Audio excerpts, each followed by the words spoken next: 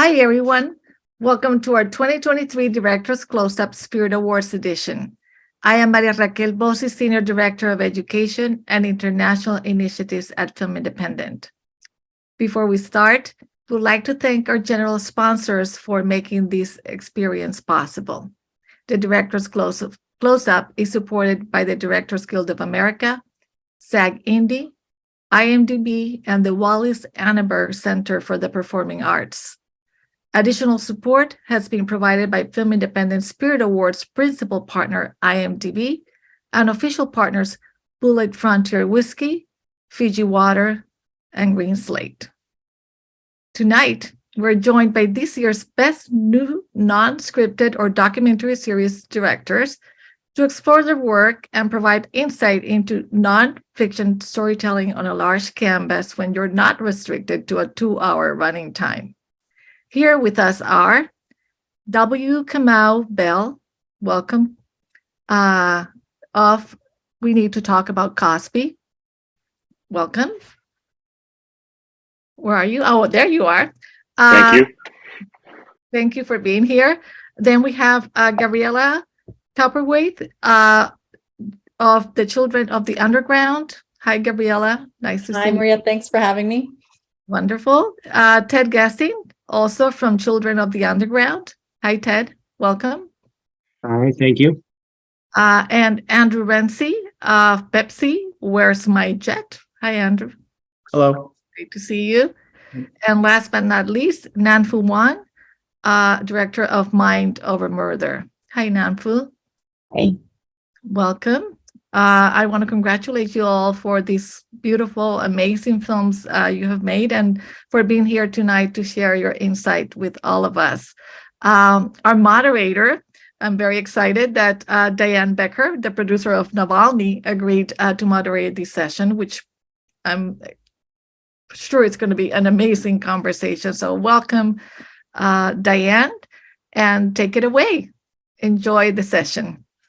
Thanks so much, Maria. And thank you all. It's really so wonderful to see you today and huge congratulations. I think, each one of these series is just so original and special, and the point of view and the voices in them are really incredible. And it's just an honor to be able to sit here and ask you all some questions and hear what you have to say. Kamau, maybe we started off with you, just in a real basic sense. I'll ask all of you, in many ways, how for you making a series versus a documentary is different, and how you go about your process, and perhaps the inspiration and how you came to, how you came to the story. So I'll let you take it away. I guess for me, it was pretty different because I was completely unqualified to direct a documentary series. My work on United Shades of America is as a host and executive producer, which means I'm in the edit room because they can't keep me out of the edit room, but it's certainly different than directing a series. I directed once before, and I really say a smaller project on A&E about Chris Rock's documentary Bring the Pain. And the producer on that was a woman named Jamila Wignot, who has gone on to do lots of amazing things. And I really feel like she taught me how to be a director on the spot in directing that. And some of that was active teaching, and some of that was you can try that, we'll see what happens. And I'd learn and be like, oh yeah, that didn't work, did it? So for me, it was this has been, my whole career has been about following my nose and following my curiosity. And I was just very lucky to be surrounded by people, specifically with We Need to Talk About Cosby, who were just we believe you can figure this out, and we're here to support you. And of course, that goes, Boardwalk is a big part of that, Boardwalk Pictures. Great. So, in that sense, how did you first start to tackle this? What was, what was the angle, and how did you go about sort of collecting all of the, voices that you have throughout?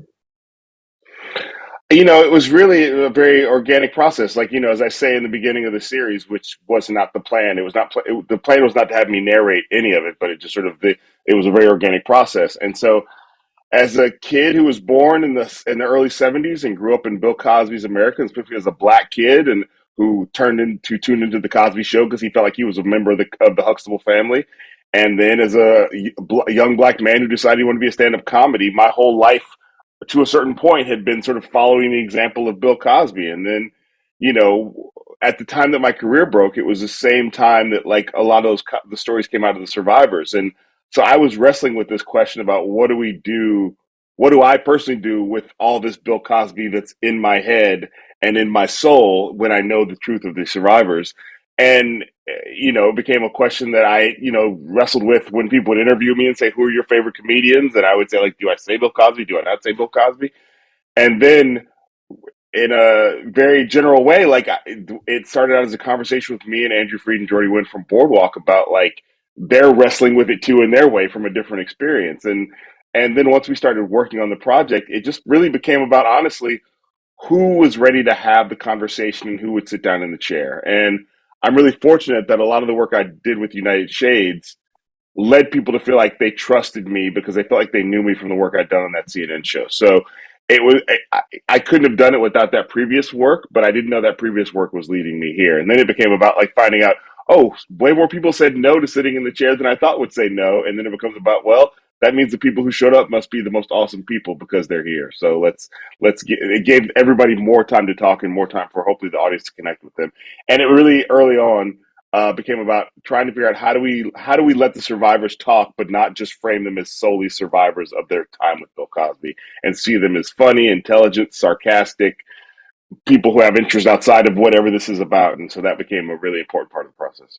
Yeah, and it's so apparent in the storytelling and in the unfolding of the sharing of all of those voices. So that's a great start. Gabriela, let's bring it over to you. How does this work differ from scripted or like a documentary feature for you? And how did you and Ted come together, and how did this whole process begin for you?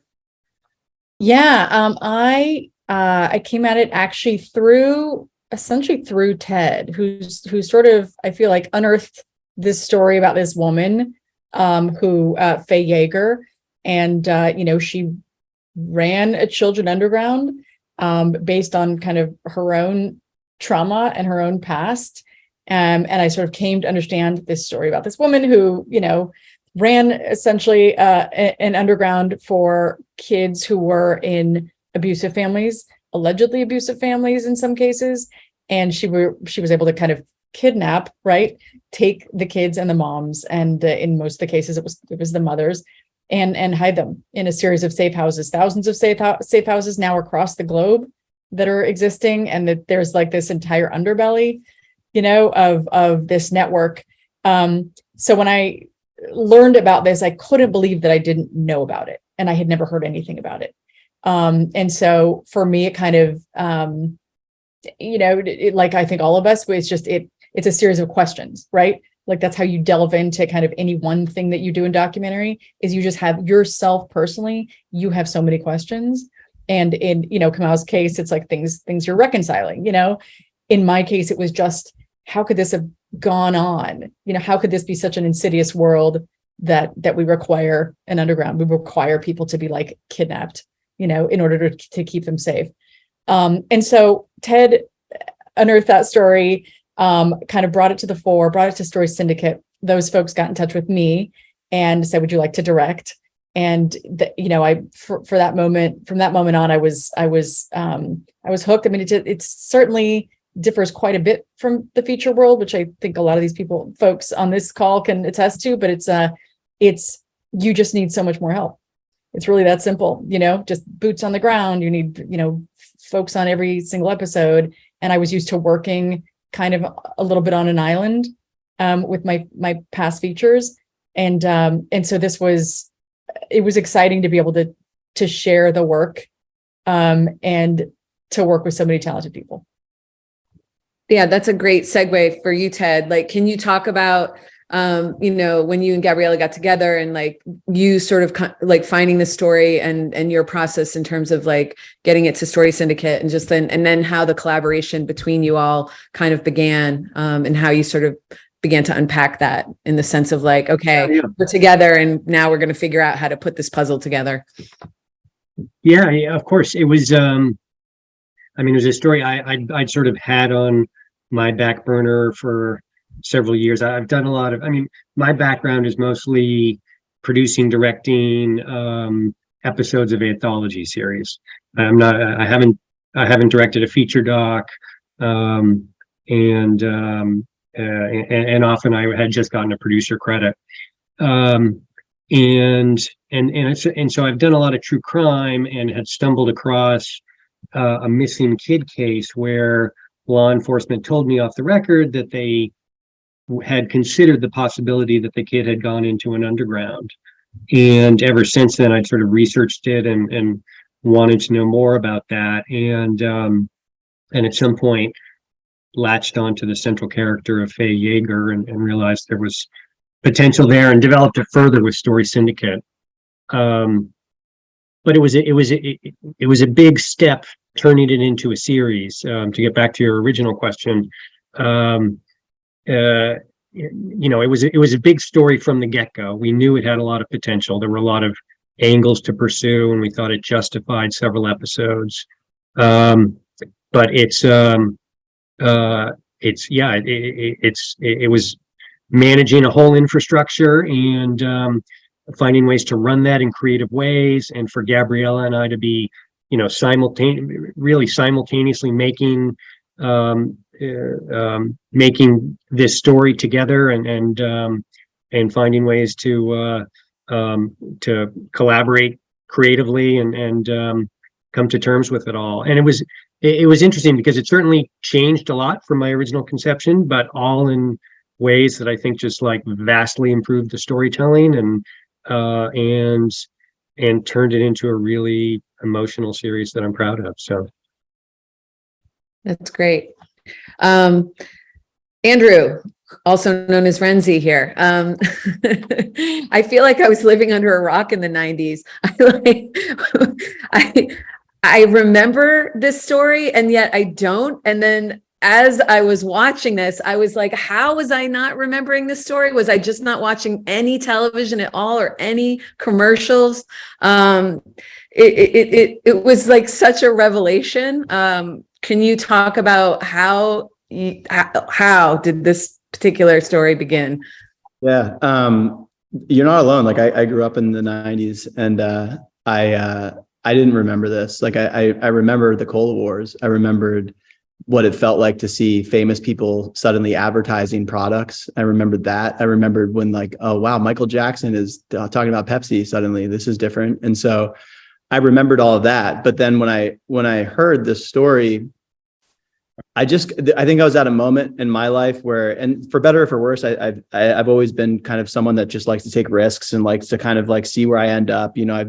I came from like, I did a feature doc that was more verite and kind of like really on the ground. And then I was like, let me try something else. And so there was a lot of sort of twists and turns. And this story kind of fit at a time in my life where I was looking for something that was just a bit of a romp and a bit light and a bit like something that I felt like I could latch onto from capturing someone's spirit of adventure. And there was something that reminded me a little bit about, like a Spielberg character, just someone that was like, oh man, I could have the jet. I can have it all. And so I just really responded to that. And as everyone probably knows here, it's all about access and trying to find the characters. And so my first step was, who's this 20-year-old, 18-year-old kid from Seattle that thought that he could have a Harrier jet from Pepsi?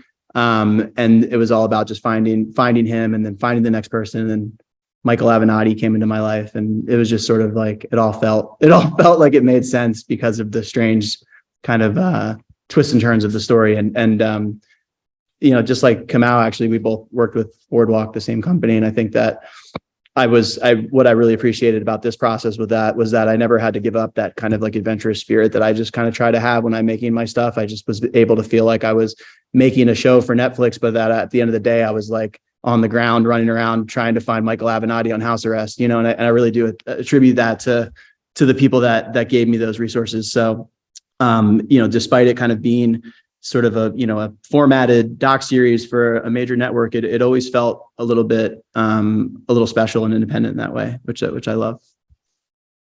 Yeah, I think that you definitely see that.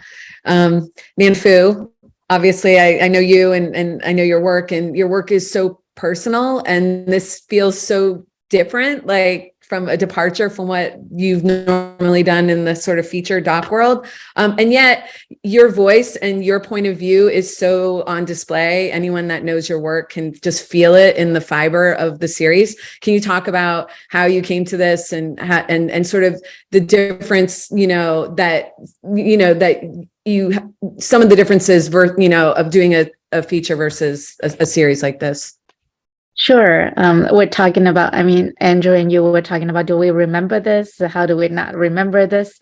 To me, the series is about, false memory.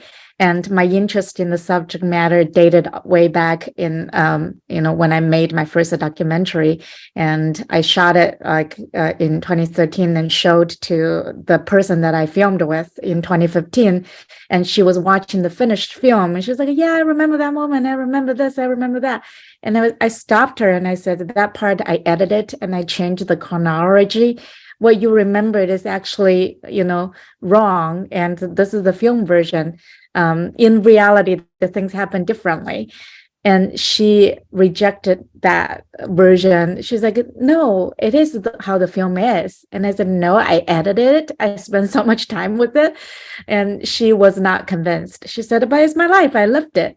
So in that moment, I realized how powerful us as storytellers are, because we really could change people how they remember things. And from that moment on, I was very interested in how malleable and fallible our memory is. And fast forward to a few years ago, I read an article, the headline is, remember murder you didn't commit. So it's about 6 people who were convicted for murder in 1985. And in 2010, they were exonerated, but 3 out of the 6 people said, wait a minute, I was innocent? I thought I was guilty. Like, I remembered being at the crime scene and murdering the person. So they had a hard time reconcile with the fact that they weren't there and they were innocent. So it's all about how their memory had been revised over the years and they internalized a version of the narrative that wasn't true. So that really, I think, from even reading the headline and the whole story, I just couldn't forget the story. And then out of serendipity, a friend who was asking what I wanted to do next and heard that like I was telling the story and introduced me to Vox Media, who also had been very interested in that story. We had a meeting and we immediately decided to go to Nebraska where the story happened and see how the community is dealing with this. So that's how it all started. Yeah. Wow. And so this, I'll start with you and then I'll get back to Kamau and everyone else. But so in that sense, what was the timeline and how did you figure out how many episodes this would break out to? Because I'm sort of interested in that. Sometimes you go and you pitch to, a network or a streamer and you think you have an idea in your head. And I feel like every year, the average number of series, episodes in a series keeps changing. So it'd be good to just kind of get everyone's opinion on that. Yeah, so the story and the people are known as the Beatrice 6. Beatrice is a small town in Nebraska. And so 6 people were convicted for murder and 3 of them, believed that they were guilty. And the story happened in 1985. And then fast forward in 2019, it was in the news of the headline of New York Times because the small town had to pay $28 million to the 6 people, and the town filed bankruptcy and sued all the way to Supreme Court, and eventually they still had to pay. So they raised the taxes to the maximum for the next 10 years. Anyway, so the story we knew spans over 40 years. And there are 6 people whose life completely changed. And there are probably 12 more who have been deeply affected and the entire community for the next 10 years. From the very beginning, I don't know whether it's because there were 6 people. It was always, there was no doubt, never even debated whether it should be 4 episodes, 3. It was always 6 episodes. And that's how we envisioned it. That's how we mapped it out. And in the end, we wish there were more time. and because there are stories that we had to cut out and we have to leave off. But yeah, so it was always 6, the way that we thought of it. Kamau, do you want to tackle that one? Yeah, so I said it started in a conference room in Oakland, and me and Kelly Rafferty, my producer, and Geraldine Porras, who's also one of the producers, and Jamila King, who was a journalist who we brought in early because we felt like we needed a journalist brain to really map the story out. We're like, this is very clearly 5 episodes because we're covering like 50 years, so it is 100% gotta be 5 episodes. And then Showtime says it's 4, and we said it is clearly 4 episodes. So which really sort of meant that we had to really figure out how to squeeze this thing that we thought was very clearly 5 into 4. And that's where you start to, the things you thought you were going to do, you thought you were going to spend 20 minutes on, you spend 2 minutes on, or things you thought were essential suddenly become less essential. And at the end of the day, you just go, this is what the challenge is. And nobody sitting at home is going to want to hear that you pitched 5 episodes. So you just have to accept what it is. COVID has made me lose track of what year we started this, but I think our first meeting was, and Kelly's here somewhere, was it 2019 or 2018? It was started as a general meeting at Boardwalk, and then very quickly, sort of like, we weren't meeting about this, but it sort of was like, oh, this is a thing we could do. And it turned out that, like, or maybe we could work on this, that the exec at Showtime, Vinny Malhotra, who was great on this, had known me from, he had been at CNN when United Shades started. So it just sort of happened before I knew it. I was like, am I really doing this? But it was already too late. So yeah, but it was, it became a challenge because, again, we were covering, like, basically the way we thought we were covering his and Bill Cosby's life up until today. And then we realized, okay, then if we're losing an episode, maybe we're just covering from the time he entered into America's TV life. And then we thought we had it. And then at some point he was got out of prison due to what many people describe as a technicality. And so that threw in another challenge that we had to figure out in episode 4. So, I mean, I kept saying the only way I could make sense of it, I kept thinking of it as like an episode of Chopped, that you just keep being thrown mystery ingredients, and you just sort of like, I guess we're working with marshmallow fluff now. It's like, you can't really complain about it. So that's how we got through it. I think COVID is the marshmallow fluff of 2023. So yeah, for sure. Gabriela and Ted, can you talk a little bit about sort of how you fleshed it out, the number of episodes, the sort of production timeline, like any? Yeah, I'll jump into the episode, and Ted, you could talk timeline because I never obey those. But the 5, I mean, I came in just sort of like just sure that it had to be 5 or more, that it couldn't be less than 5. And it was kind of like in my contract. I was just sort of probably similar to Kamau, and everybody was open to it at that point because there's just so much story.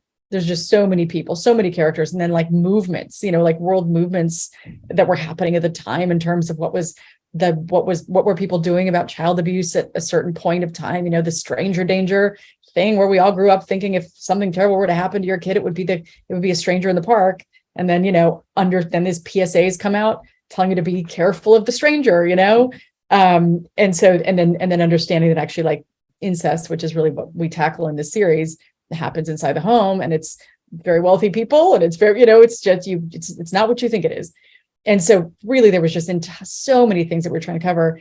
At one point, I do remember this, it was Story Syndicate, the production company, sort of said, okay, like, what if we would just be so much easier if we just did 4, you know what I mean? And they just squish it all. And I just remember Ted and I were just like, oh, you can't do it. Like, we're just like getting in with all the editors and like, should we mutiny at this point? Because like, there's no way with this, and they were sort of like, no, our bad. We get it. It should be, if anything, it should expand.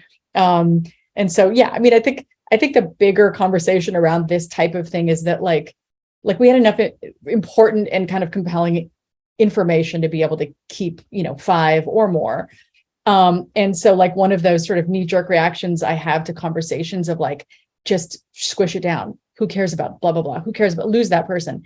It becomes like a fiction narrative conversation, which I feel like in some sort of way we are trying to have a sacred space here in our documentary industry. We're trying to still be hard scrabble and still be just like the truth speaking truth to power and let's get the story out. And I think there's a beauty in that way. And I think as documentary becomes like cooler and bigger, and there's enormous stories that are really shiny.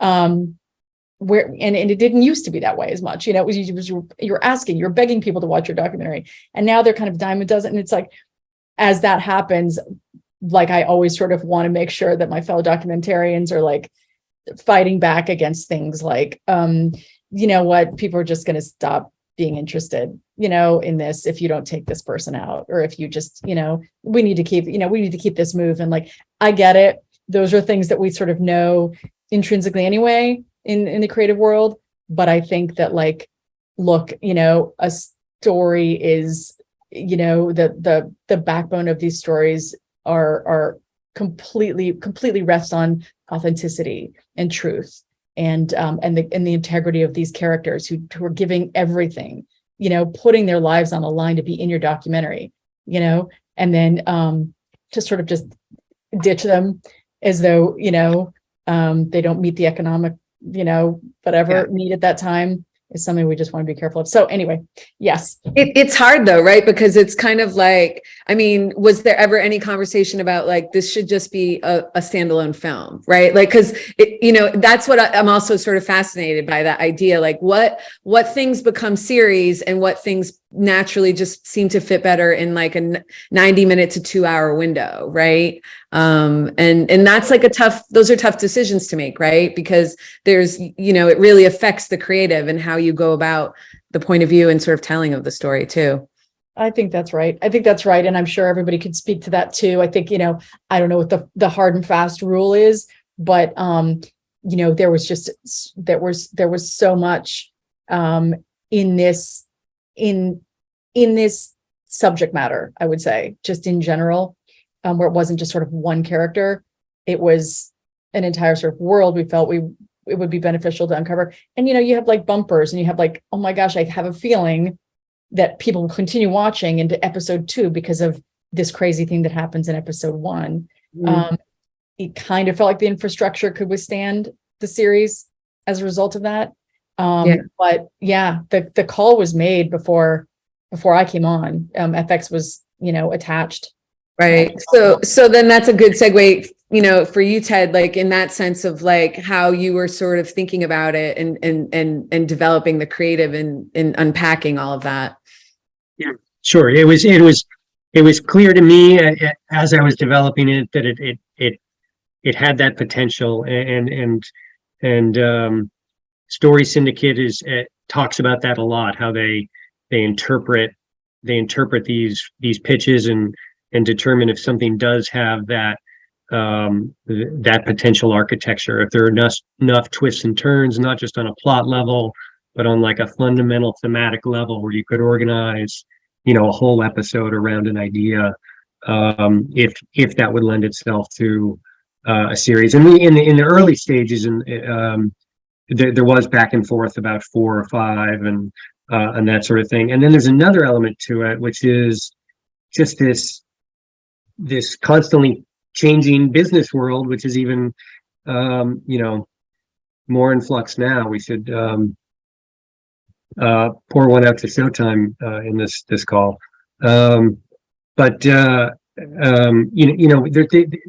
We were all trying to read the tea leaves a little bit about what were platforms looking for at the moment we brought this to pitch meetings in early 2020, and there was a sense, we may need to go way down to 3 or something. And luckily that wasn't the case. Platforms were receptive to at least 4. We pushed for 5, and that was fine. But I feel like that's just a constant sort of business interpretation from the production companies and pitchers about what the buyers are willing to put up and stake at that point. Yeah. Thanks for that. Andrew, what do you curious to hear how you sort of came up with your creative plan in that respect? Yeah, my goal actually, I think I actually had maybe a little bit of a different problem than the filmmakers on the panel, because quite frankly, the story I was dealing with just it didn't have the density that a lot of the stories that are here had, and I was good with that. Like that was almost one of the reasons why I wanted to tell the story specifically. So I was actually very cognizant of never outstaying my welcome. That was my like big guiding post, to be honest with you, with this project. I also loved the fact that when I turn on the TV now, it's like there's not really a format, it's like I was just like one day I was like, this episode is going to be 37 minutes long. And it was just kind of like everyone's just kind of like, well, I guess that episode's 37 minutes long now. Like this was an hour long show that you sold us, like, but I guess that's what it is. And so frankly, it just ended up being the creative demands. And I had really, like I said, a bit of the opposite issue where there was like, I couldn't wait to cut certain things from my show because I was just like, this is not that serious, some of the stuff. And this is not that important to me. And I think that it ended up being a really fun exercise because I could actually open myself up to the filmmaking form and to try some really out of the box techniques in terms of like things I might want to do regarding, how to interpret or represent certain things, or things I might want to do stylistically, and things I might want to do within the interview themselves, or whatever that is. And so I think I had a lot of fun because I wasn't necessarily worried about or feeling too much like it had to be something. And I think that kind of opened me up with this one specifically, because I've definitely been in the situation that you all have described of just like, there's just so much there and it's so important, and you don't want to disservice the people that are in it. And I don't really care on this. I'm just kidding. No, it's like, it's refreshing though, right? Like sometimes it's like everything is like you kind of, and this is where you can open up to a conversation too. It's like, you kind of have to know what you have, right? It's like, you got to know your kid and then adjust accordingly. Right. And you're sitting there going, yeah, this was all superfluous, like chop, chop, chop. And, and then Gabriela, you're like, oh my God, there was so much history, right? Kamau, it's like so many people. Nanfu, it's like so long ago. Like there's other things that sort of come into consideration. And I think that's what's so interesting about all of these things. And at least when the streaming format comes, right, like they can adjust to that, right? You can sit there and go, well, this should only be 40 minutes. And maybe that's okay for the audience too, right? Because at the end of the day, they're here to see a good story, right? And to engage with it. It's not really about when it ends, to that respect. But Nanfu, can you talk about like sort of any sort of like creative jams that you sort of, encountered along the way, and kind of how you handled them either logistically or in the edit, or, just can you talk a little bit specifically about some of the challenges? Yeah. So from the first trip to Nebraska and encounter the community, it became clear to me that I wanted to include the entire community's voices. But the main characters are already, a few dozens of them. So that became the challenge, thinking how I'm going to show, a community of 12,000 people, and how more than half of them believe in something that is not the truth. And what it would take for them to change their minds, or would they ever change their minds? So eventually, I came up with the idea of like doing the theater and using the community, the residents, to play the real people who will be in the series as documentary characters. But we use the interview, quotes, and police documents. So everything that in the play is said by the real people, and we have the residents act out.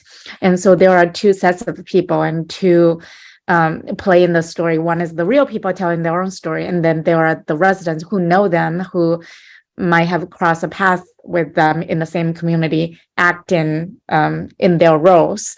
And then in the end, we have that play performed for the real people. So we invited the community to come and see it. There were a lot of challenges logistically, just to figure out whether there is a theater, and how to convince people to come and audition for it, and how to do the rehearsal. How did you convince people to come and audition for it? First, we had to convince the community theater and the board, because every board member is the funder, is the local high school teacher, or the bar owner, and once we convinced those 12 people, we got on a Zoom call because this was 2020, and we convinced them, and they advertised, for the audition. So then we basically told people, whoever had any questions about the audition, about our intentions, we are here to answer the question. So basically, like, wrote a love letter, open letter to everyone, to show them the sincerity, to show them the intention, the goal, and why the motivation. And then each of the audition tape, usually like we are an hour. So 15 minutes is reading the lines, but the other 45 minutes is a conversation, an interview, both ways. They interview us and we interview them.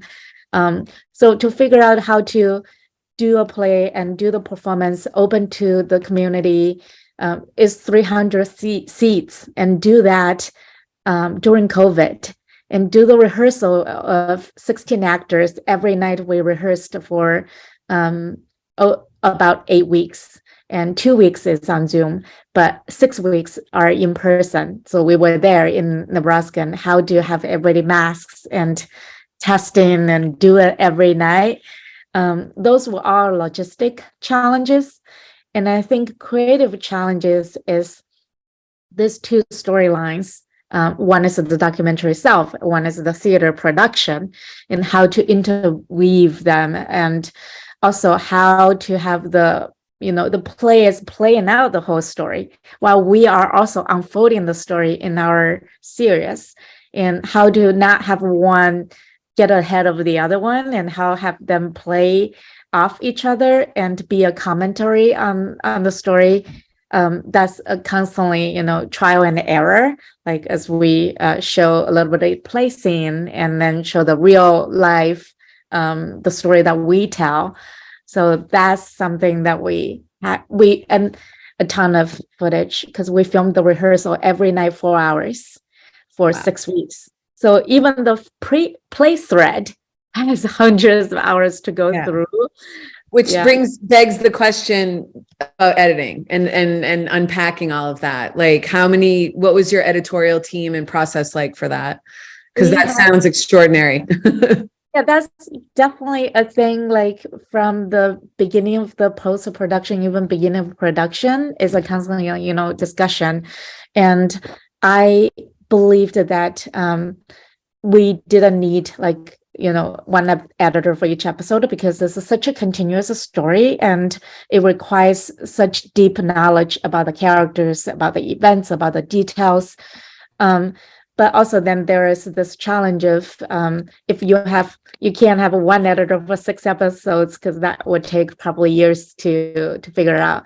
We end up having 3 editors, and each editor, originally from the beginning of assembly to rough cut, we envisioned for them to do each editor 2 episodes, and figure out it's not 1, 2, or 3, 4, or 5, 6, but rather 1, 3, because those dealing with the same characters the most. Or so we kind of mapped out 3 editors, each of them working on 2 episodes. And sometimes there's 2 episodes that, because the point of view completely shifted, but are looking at the same thing in the opposite point of view. And then once we pass the assembly stage, then they really just, each editor sometimes would touch on different episodes, like 1, 2, 3, 4, or we just see who has the brightest idea, the most creative energy for this episode, because we have meetings all together and we all brainstorm, and somebody will be like, yeah, I think it could be done this way. And we feel that person has the passion and the most exciting ideas for that storyline, and then we just shift to that person, and by that point they're all familiar with all of the episodes. Wow, that's a lot. Kamau, can you talk about any sort of creative jams or logistical situations, or I don't know if how COVID played into your process, but anything you want to share? Yeah, it's just COVID was most of the production process. We started we filmed a little bit, and then we were in Philadelphia filming the week that like COVID really shut things down. So we all got on our planes with our one wet wipe and wiped down all of our seats that and thought like, oh, we'll be shut down for 2 weeks. You may have heard this story before.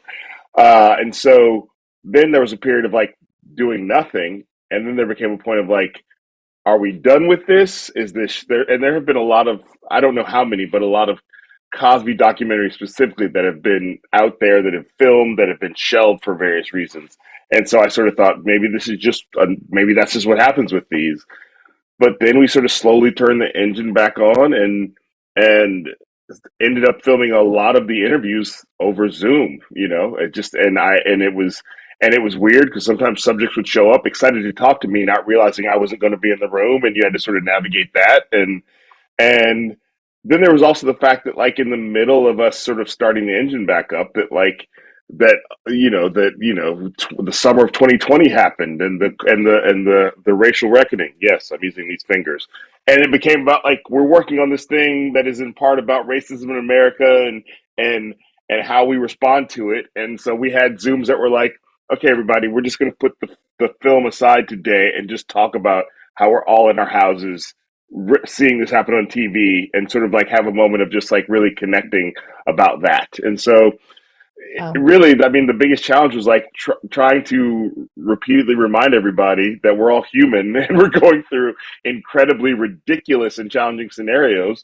And so I was the first to be like, I want this thing to be good, but it can't hurt us the way that it's already challenging enough, basically. So, and then there was the day that Cosby got out of prison. We were again filming in Philadelphia. We had no idea he was getting out of prison. Nobody that we knew had that on their bingo card, as they say.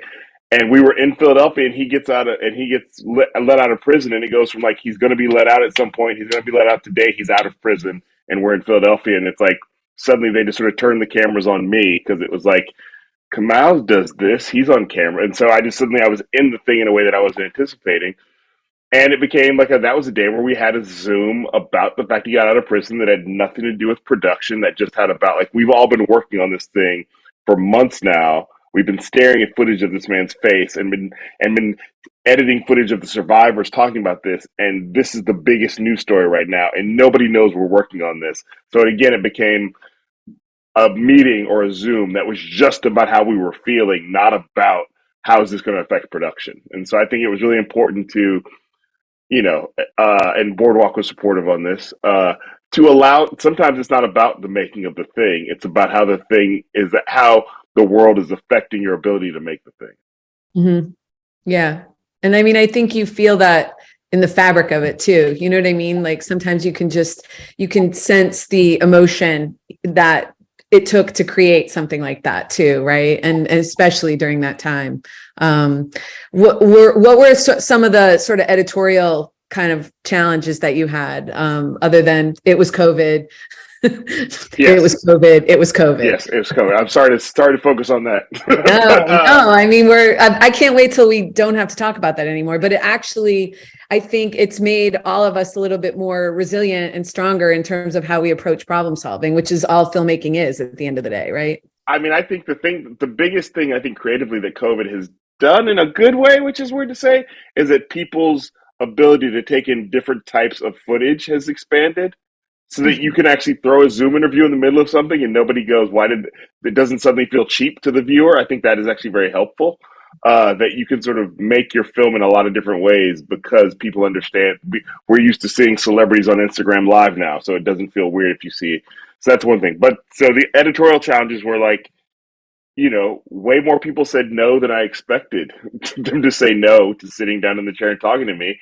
And at some point, I remember I showed my wife, Melissa, an early version of episode 1, and she had heard about this from the conception and all the things and had heard me talking about it, and also had to accept it like, oh, you're going to be making this, so you're going to be crazy for the next 3 years or whatever. So, and I showed it to her, and she was just like, at that point, I was not in it. My voice wasn't in it. And she was basically like, it's missing you. We get that this is a big story, but you're telling it. I know you're telling it, but the audience doesn't know that it's you.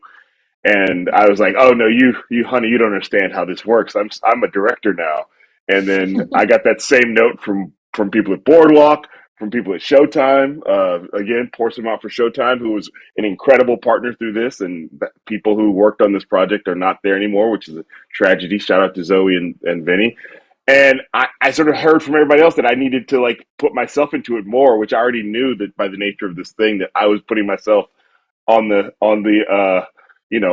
there was going to be people who weren't going to mess with it anymore after this. I'm trying to clean it up, but there was people who weren't going to who weren't going to be on my team after this, and then I was like, oh, I'm going to say it. And so I think one of the VO booth had become my wife's closet in our house, and so I went into my wife's closet, and I remember the day I recorded the line, "My name is Debbie Kamau Bell, and I'm a child of Bill Cosby," and that's the line that's in the film. And it was just like, I remember just being like, here we go, like.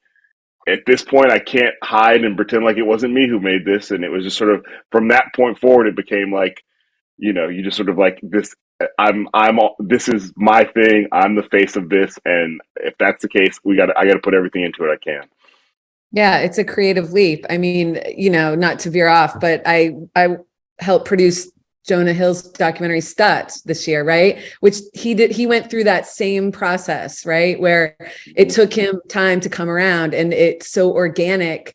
You can't, it's hard to imagine it's hard to imagine your series and that film without the presence of either one of you as sort of part of that creatively. So, but I can understand the sort of tightrope that it takes to kind of come to that kind of decision, Yeah. And I just want to say, real quick, I just want to shout out Andrew we did not work together at Boardwalk. So this is the first time we've ever met, but like, I really appreciated the Pepsi doc and having the ability to like take turns and places and sort of be like its own thing in a way that I think is actually a better story, because you could obviously tell that in an hour and just go, this is this crazy story. But like, I was really in awe of the fact, like, wait, are we in the Philippines now? Like, it just felt like it felt really, as a viewer, like you're rewarding me for giving a shit, which I appreciate. You're not just sort of like going, I know you clicked on this because you want to see some footage from the 90s, but like to me, it felt like it helped it make it a bigger, more impactful story, because it's sort of like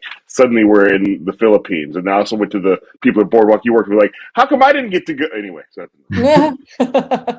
Thank you. There was a moment where I would come to the office sometimes, and I had like a little office downstairs, and I'd go in there and they'd be like, Cosby's editing down there. And I'd be like, whoa, Cosby's editing down there. Like, I'm out. Sorry about this. I'm going to take the Pepsi story in the other room, in the small room. I wish I'd known.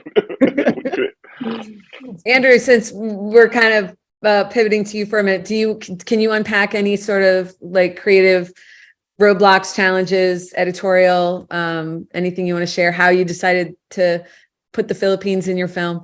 Yeah, for sure. I mean, there was like some decisions that I really wanted to make that just kind of seemed dumb, I think, to people. And because they were just so outside of the story, like I went to Antarctica for this story, and that just didn't make any sense to anybody, because it was just like, wait, I thought we were telling a story about something that happened in the past. And so it was really, really important for me, though, because I needed to make something that wasn't about the headline story. It was about this friendship story that existed between these two people. And I was like, I'm never going to get the audience to understand these two people if I just like have them in an interview share or have them in a recreate the entire time. Like even the archive, like they're just not going to get it. And I was like, this is the essence of their friendship. This is what they do. This is the spirit with which that they have gone through their entire lives, is trying to climb mountains and trying to do something together like this that requires sort of camaraderie. Also, I was really intrigued by how a 20-year-old person can convince an older person to give them money. And it's like, and I would just like love that. And I think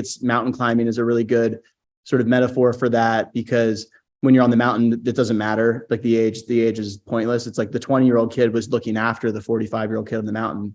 He was responsible for him. And so I just knew that, that we needed to do something like that. And I wasn't entirely sure of the packaging of it. And then when I figured out that the packaging was in Antarctica, it wasn't exactly there wasn't like the compromise maybe that people were hoping for.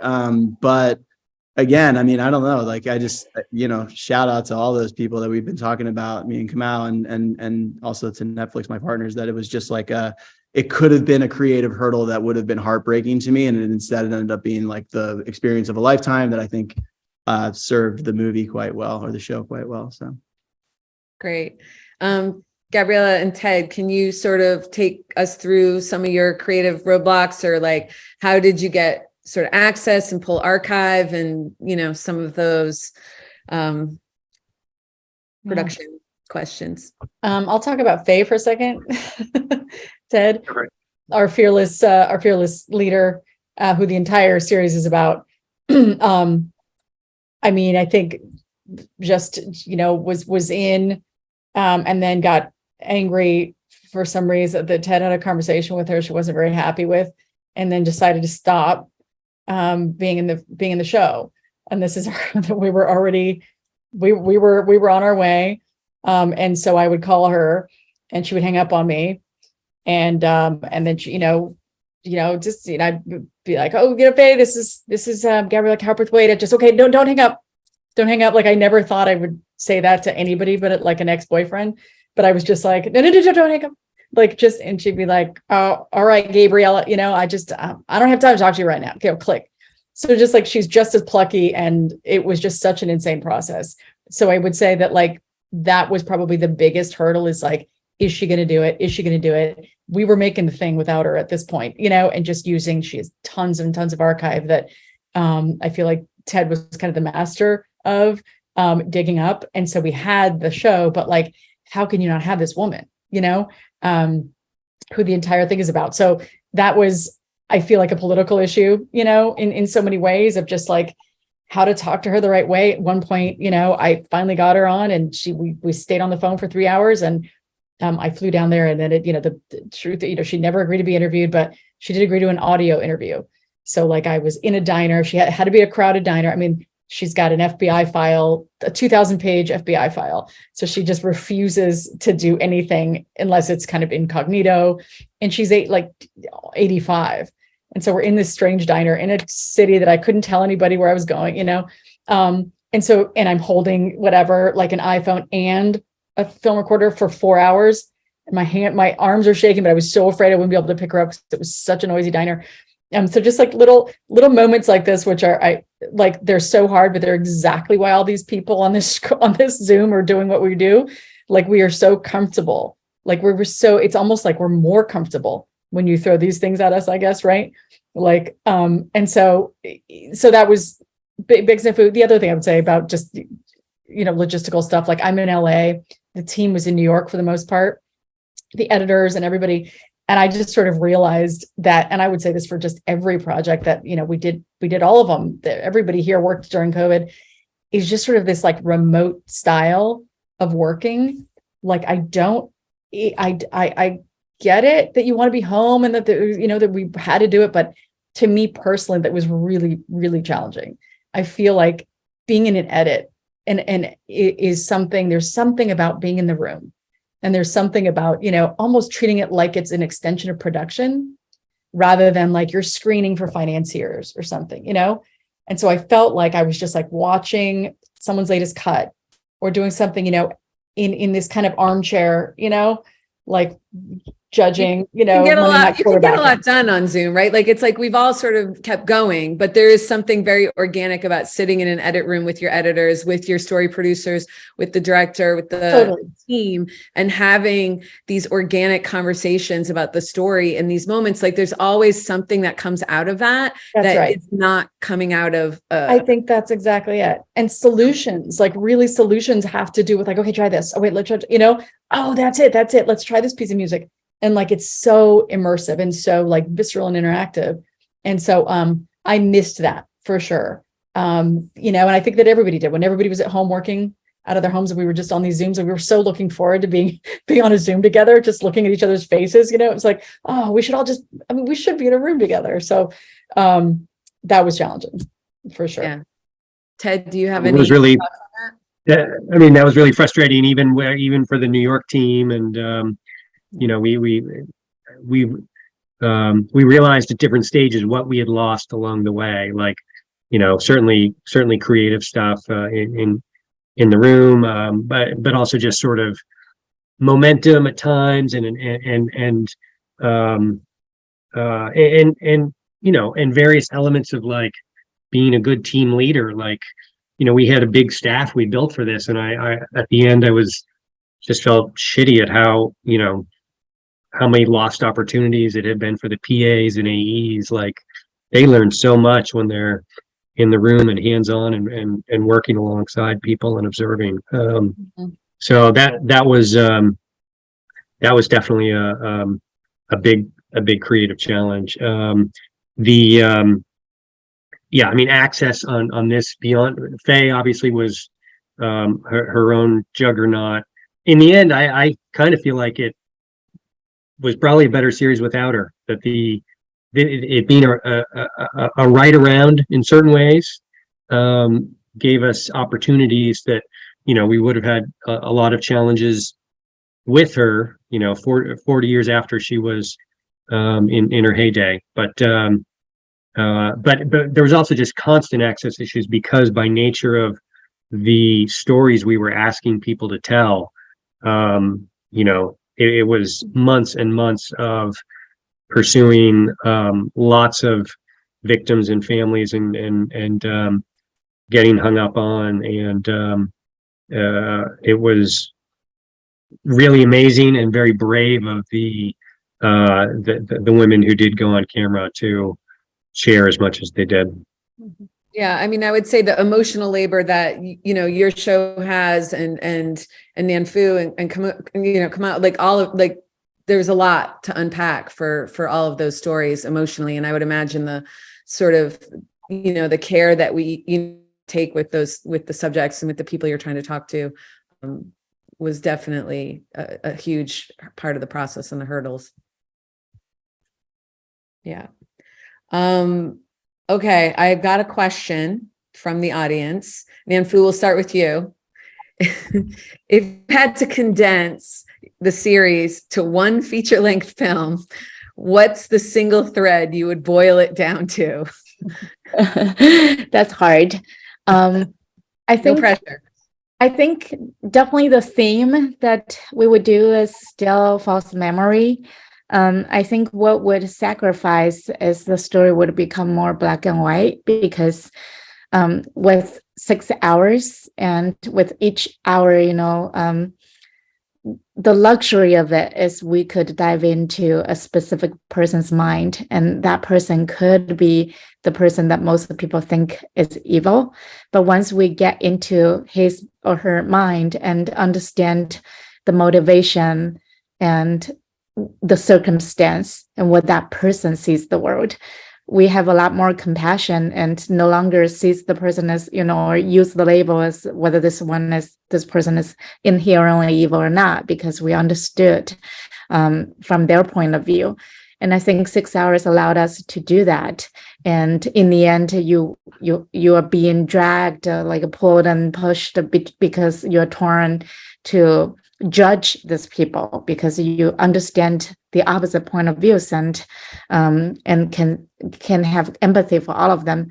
If it's a feature film, we would have to reduce a lot of those point of views, and we would choose 1 or 2 or maximum 3 main characters and focus on their point of view. And I think the story would have black and white heroes and villains that is less resembling real life and reality. So, yeah. Kamau, do you want to take? Sure. Yeah, I think that, the theme is still, what do you do when multiple things are true and seem to be pulling in separate directions? That's the theme of the film, and Bill Cosby's story of on stage and off stage, or how I'm drawn to tell that story. So I think that theme is still there. But I think that it's just because, I think again, it's it's what Nanfu was just saying. It just is going to become less if you can't have as many voices in it. you can't take as many detours. I think you have to sort of like really. There's times in the series now where we want to change speed because we want to like slow things down and then we want to pick things up. I always thought of the whole thing as a pendulum. You don't want to switch. You don't want to hang out too far in one direction. You want to keep it moving. But I think that you would automatically like. I don't know. In some level, I'd rather have made it a TikTok video than a feature length. Like I think it just because then that format says it's just going to be fast. Whereas I think a feature length, it looks like did he not understand the nuance there? So if I had to choose, I think I'd rather make it a series of TikTok videos than a feature length film. I want to see those. Gabriela and Ted, thoughts? I mean, immediate thought is just that it would, I would ditch all the politics, and the sort of like what was happening at the time in the world. And it would just become really Faye Yeager, this controversial story about a leader of a network of vigilantes who shepherded children and their mothers illegally to safety, to sit one of thousands of safe houses that exist right now in defiance of a family court law, the family court ruling, in defiance of law to keep them safe. And really just the theme being when you have such an imperfect system like the family court system, your solutions are going to be equally, if not more, imperfect.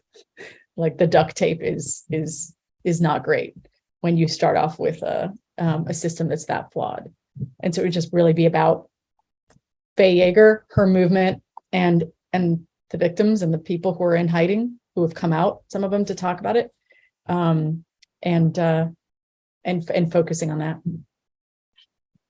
Yeah, I think if the, I mean, I don't know if you could find the right, family to do it, but I think the gold standard there would be one case you could focus on where it allows you to, it allows you to embrace the controversial nature of this vigilantism, and it's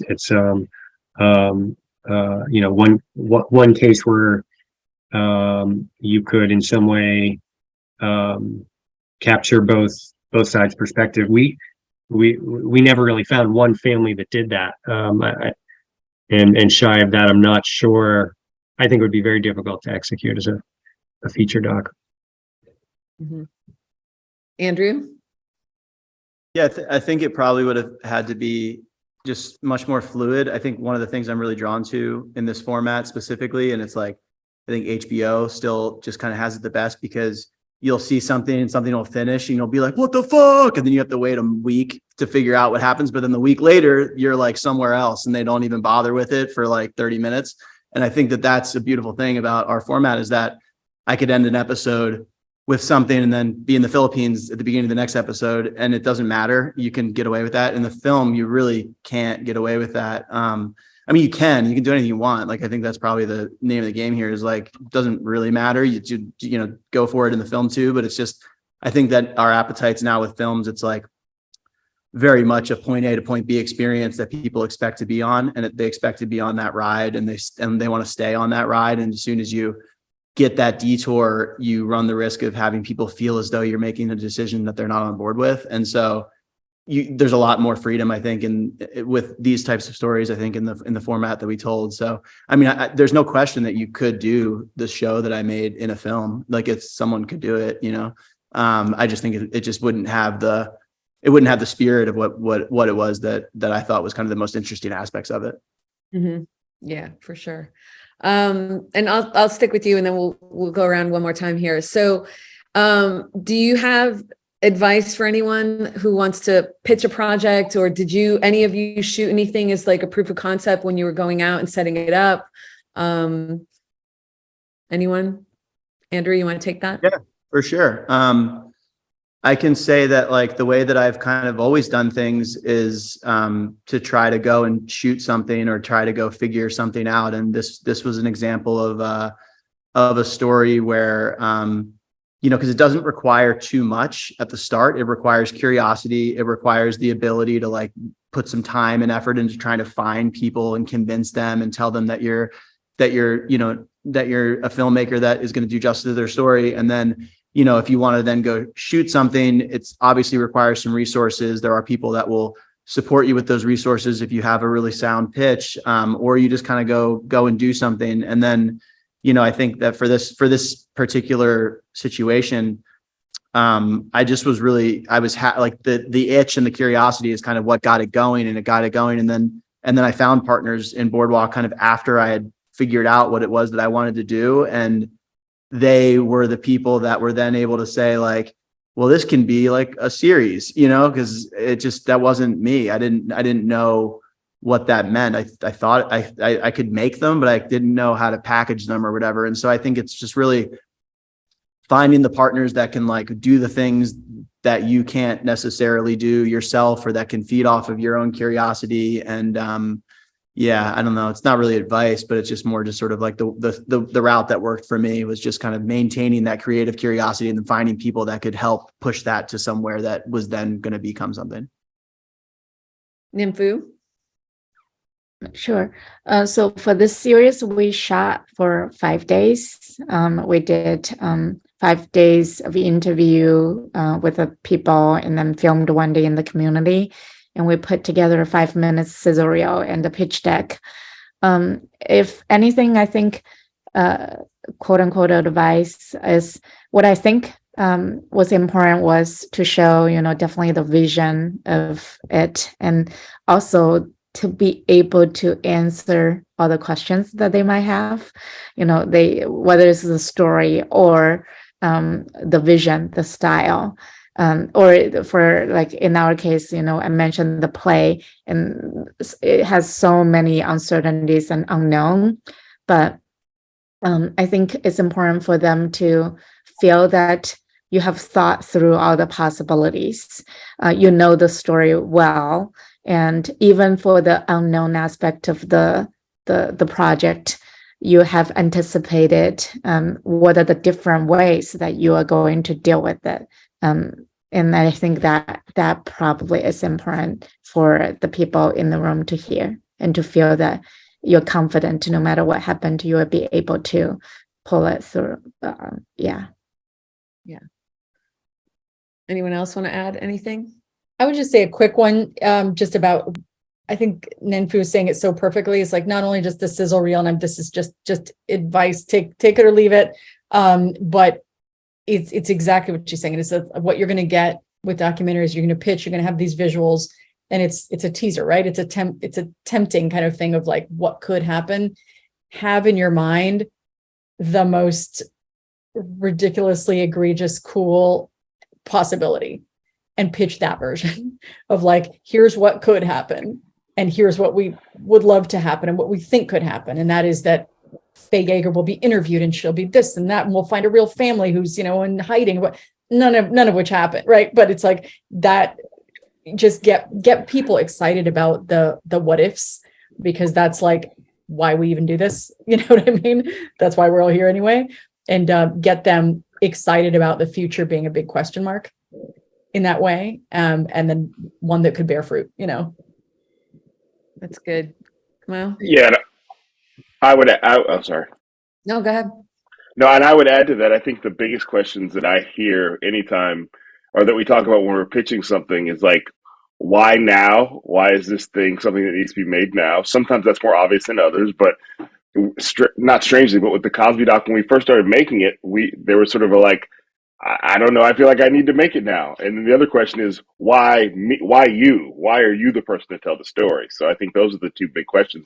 And if you can answer those questions, it becomes easier for somebody to understand it. And I think that for me, the why me, as I said earlier, like that was, I feel like I'm in the middle of this conversation in so many ways, and have so many intersections with it. And I just happen to also have the public persona of a person who will talk to anybody about anything. So like so it was easy to sort of say, why me? And then the why now instantly really sharpened itself when Bill Cosby was released from prison. So I think that sometimes you don't even know, but as you're making it might reveal. And then we didn't start with any sort of sizzle reel. We started with like a really like all I could, it was like a 5,000 word article that was telling the story that we were going to tell. It was like written by Jamila King, who was with Mother Jones, but then now with BuzzFeed, that really sort of laid it out in a very journalistic way about like, this is the story we're telling. And for the most part, that is the story that we told. So it wasn't like going out and filming anything. It was actually just like, can we make it interesting on the page and with some visuals before we even make it on the screen? Cool. And I mean, I guess one sort of last question that we might have a couple minutes to sort of unpack. Were there any sort of notes or like formulaic suggestions that any of the studios gave any of you to kind of keep the audience engaged or keep returning? Like, you know, I know sometimes this is where documentary, like pure documentary and then series work can kind of really like sometimes confuse each other. And I find that this one is a hard answer to sort of figure out creatively. Who wants to take it? Come on. I'll take it and then I won't be talking anymore because I've talked a lot. So we had a note from Showtime that was like the end of every episode needs to push people to the next episode. And at first it sounds like craven capitalism. It sounds like, it just sounds like, but isn't the art? And then and then we did it with the first episode. And I was like, oh, I actually see the value here that you do want people to know. You do want to sort of feel like the story is continuing to drive, and why be lazy? Not lazy, but why not give people a reason to keep watching it? And so for me, it felt like it also gave every episode an engine to have as it got to the end. Like no matter where maybe the story sort of goes like this when you get to sort of close to the end, and you go, you sort of like, and here's why we need to keep going. So for me, that note at first, I understood it, but I didn't really appreciate it until we sort of started to implement them. It actually gave you a sort of a like, I have to prove to you why we have another episode. And with a story like this, it felt like it actually helped every episode come to a satisfying conclusion in and of itself. Ours was always more Faye. That was the big note from FX always. Just stay with that shiny character. What does all this stuff have to do with that big shiny character that's so compelling? Like, so really character and really one. And to keep the audience excited about that one person. Ted, do you have anything to sort of add to that? Well, or any other weird notes or suggestions? Yeah, I mean, the formulaic is pejorative in the framing of that question. I think there were times when that was a helpful note to ground it more on Faye, and there were times when it was hard and discouraging because we were very excited about a lot of the sort of our B story was about sort of pendulum shifts over a 30-year span and how society deals with child abuse, which is not about a shiny character. And so we were sort of always fighting to have the balance of those two things. But in general, we had a great notes relationship with FX, and we often talked about like how hard the internal note process was as opposed to the external note. We pushed ourselves hard, and the production company pushed us hard.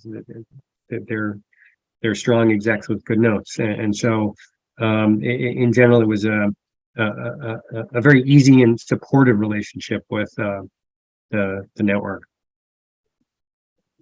Andrew, you want to take that? For me, there was the biggest one was the title. It was like, we were thinking about titles, and I had some titles in my head, and Netflix has a very specific thing with titles. If anyone's worked with them, where it's like, it's much more about what you're going to click than it's what you're going to say or what you're going to read or see on a thing. Whereas traditionally, especially as a filmmaker, you like want it to like look good. You want it to sound good when you tell your friend, here's the title of my show. And this one was very much like when this title got thrown out there and it wasn't my title, there was like a strongly worded email that was like, you're basically referencing like a shitty 2000s movie in this, dude, where's my car? You're like, this is going to ruin my show, this whole thing. And then I told some friends this title, and that's a great title. And I was like, wait, what?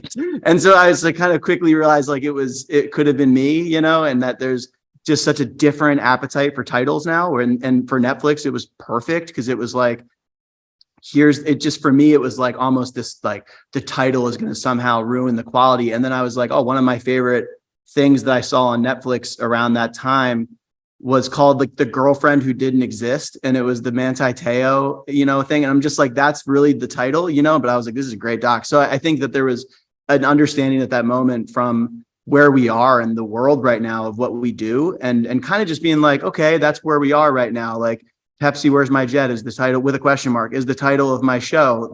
I'm good with that because that sort of fits to where they are. And so I think there was like, it was kind of an example, I guess, of a battle that I didn't feel like I needed to fight because I think they were right, and I think it was a hard one for me to recognize probably at first because it just wasn't where I thought this was going to be. So where did you think you were going to be? I'm so curious.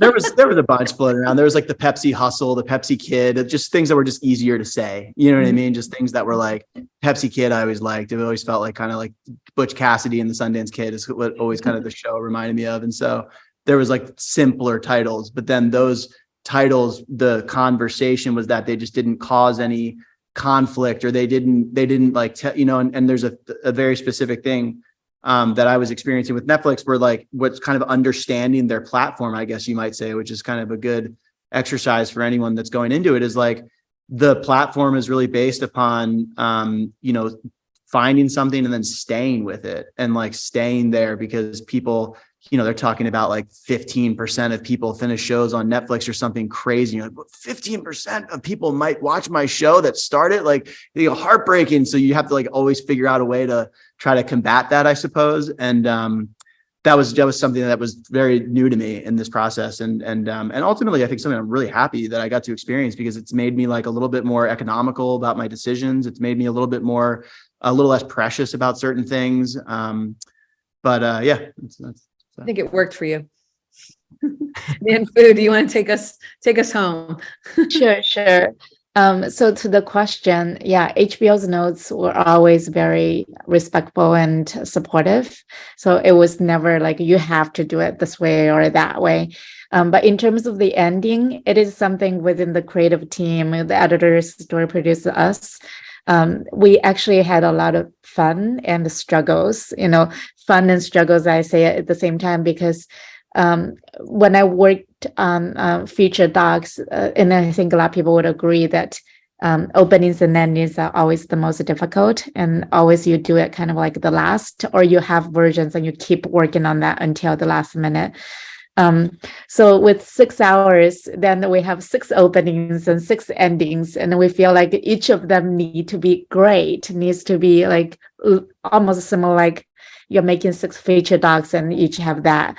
And so internally, the creative team, what we set the goal for us is the ending should subvert everything you've learned about this episode, and then suddenly throw out something that is completely opposite, different from what and that's what we were trying to do. Some episodes are more obvious, and a few of them, especially one, we just kept feeling like this one is not strong enough, and that's where HBO would give us feedback, which we also knew is like, this one is not strong enough. This is like anything to make that ending stronger. So we were working like till the last minute. I remember like just trying different versions of that ending. And it's interesting, Andrew mentioned the title. I had the same experience. The title wasn't my idea. It was HBO's idea. And then I had a different title. And I remember the night, before the day we had to decide, kind of like make the final decision. And I was like asking my family, my close friends, different like very close groups poll, like, WhatsApp, Telegram, Signal, and my different circles of life. And I said, between these two, and I didn't tell them which is whose. I said, between these two, which one would you like to watch? And they don't know what the film is about. And then I think 90% of them chose the one that HBO, this one. And then I was like, oh, turned out I was wrong. Like, maybe I really didn't know. What was the title? Can you tell us what the title was? I want to know. I keep it as always like in my heart now. Because when I did tell people, I was like, yeah, obvious HBO knew what they were doing. Yeah, I think we need a separate panel all on like title conceptualization, right? Yes. For all of us. Totally. Yeah. Yeah, I mean, I know I said I wouldn't talk yet, but there was a bunch of title this with this, and I think I got Jedi mind tricked. Zoe from Showtime came on a Zoom and was like, Kamau, I hear you picked the title. We need to talk about Cosby. And I was like, I did. And I was like, I don't know where that came from. I think she Jedi mind tricked me. Zoe's good at Jedi mind tricks. She's great at Yeah. that. Listen, all of you are amazing. All of your work is amazing. It's been such a pleasure and an honor to sit and hear, so many great stories and anecdotes about how these wonderful series got off the ground. And just thank you so much for being here. I'm so grateful.